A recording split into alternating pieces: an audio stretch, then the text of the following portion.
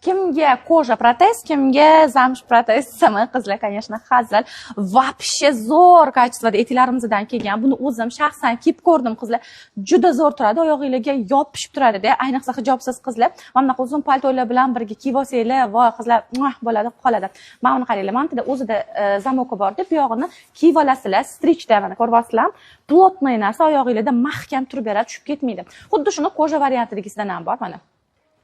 Zolushkalarimiz uchun chiqarilgan. Razmerlari menimcha 40-razmergacha. Baland poshna kiyolmayman degan qizlarimiz uchun esa past platformada xuddi shu etiklarimizdan chiqartirib qo'yganmiz. Qizlar kачествоsi bilan ham xuddi shunaqa birga bir xil qilib ishlangan, faqat past poshnada.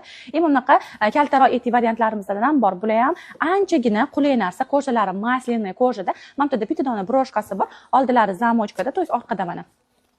Zamoklar juda ham yaxshi yuradi. Xitoy mahsuloti ichlarini ham ko'rsanglar bo'ladi. Mexli qilib ishlangan, qishlarda maza qilib issiqqina bo'lib kiyib yurasizlar. Mana bular oxirgi so'nggi trend dedi-yu, xuddi shunaqa.